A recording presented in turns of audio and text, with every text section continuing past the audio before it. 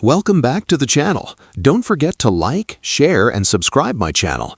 Today, we explore how to create a business branding campaign poster using Super Zoom in Photoshop. I open Photoshop and set poster dimensions.